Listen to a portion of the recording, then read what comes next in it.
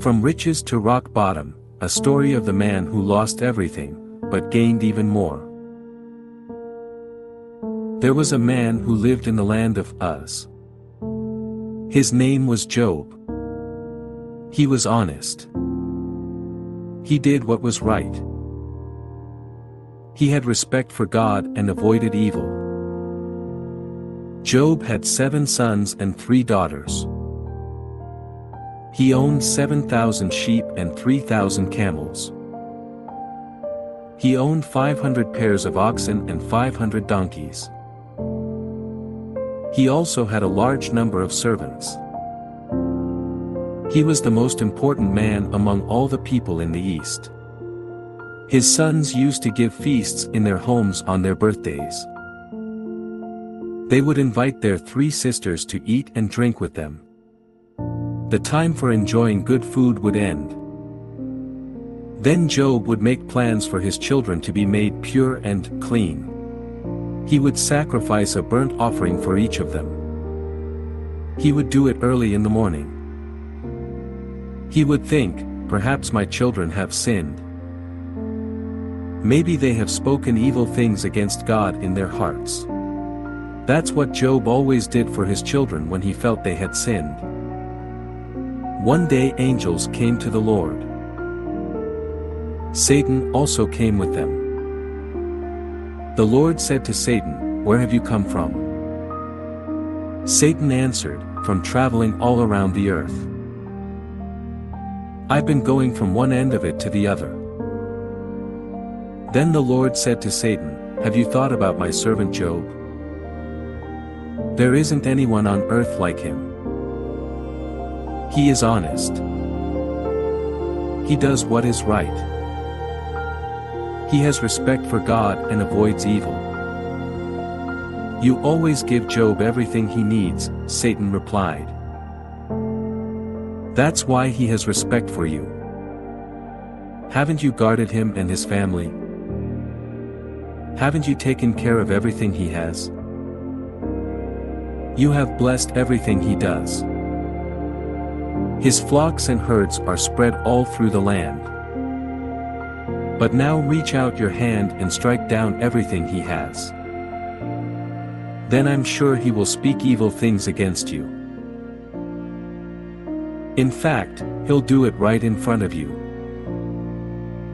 The Lord said to Satan, "All right. I am handing everything he has over to you. But do not touch the man himself." Then Satan left the Lord and went on his way.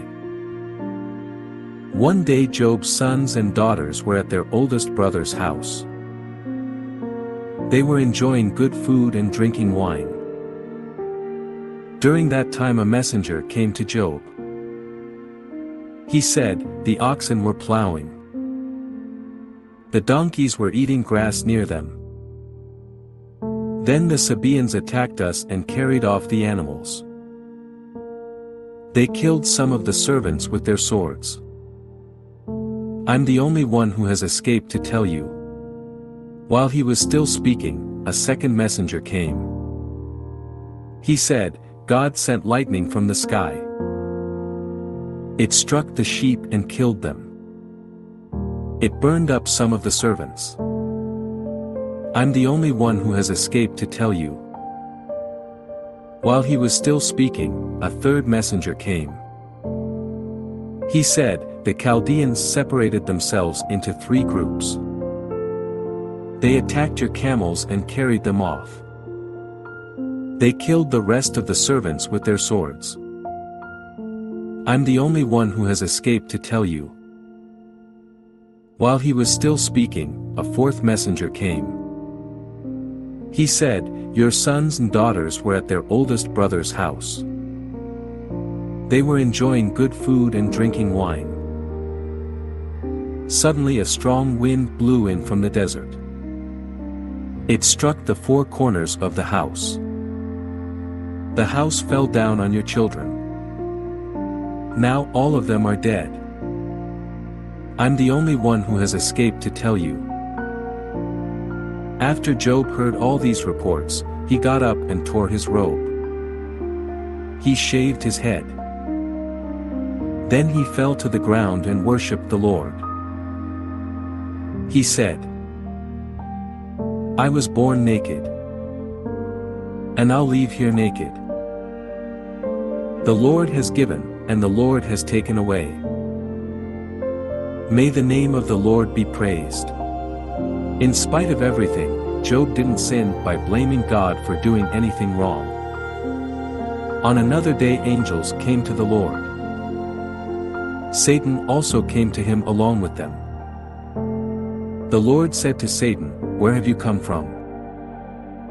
Satan answered, "From traveling all around the earth. I've been going from one end of it to the other." Then the Lord said to Satan, "Have you thought about my servant Job? There isn't anyone on earth like him. He is honest. He does what is right. He has respect for God and avoids evil. You tried to turn me against him. You wanted me to destroy him without any reason. But he still continues to be faithful." Satan replied, "A man will give everything he has to save himself. So Job is willing to give up the lives of his family to save his own life. But now reach out your hand and strike his flesh and bones.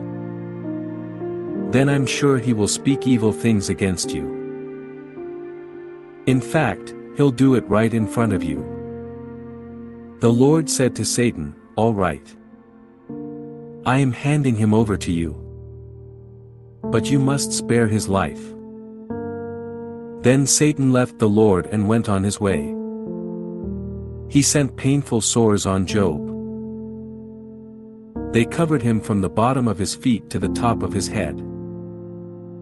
He got part of a broken pot. He used it to scrape his skin.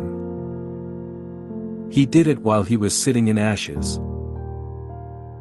His wife said to him, "Are you still continuing to be faithful to the Lord? Speak evil things against him and die." Job replied, "You are talking like a foolish woman. We accept good things from God. So we should also accept trouble when he sends it."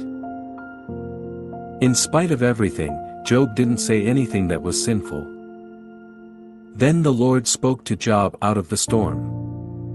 He said, "Get ready to stand up for yourself. I will ask you some more questions. Then I want you to answer me. Would you dare to claim that I am not being fair?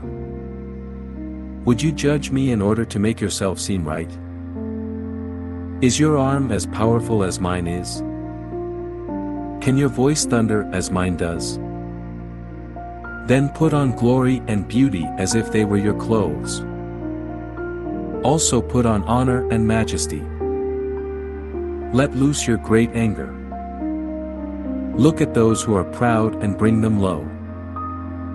Look at proud people and make them humble. Crush evil people right where they are.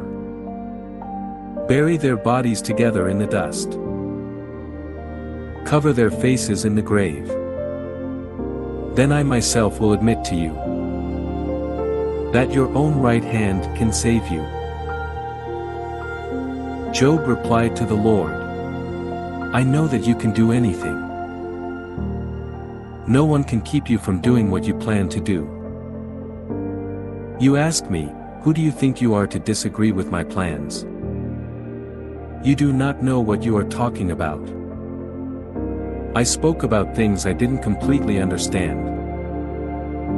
I talked about things that were too wonderful for me to know. You said, 'Listen now, and I will speak. I will ask you some questions. Then I want you to answer me.' My ears had heard about you. But now my own eyes have seen you. So I hate myself. I'm really sorry for what I said about you. That's why I'm sitting in dust and ashes." After Job had prayed for his friends, the Lord made him successful again. He gave him twice as much as he had before.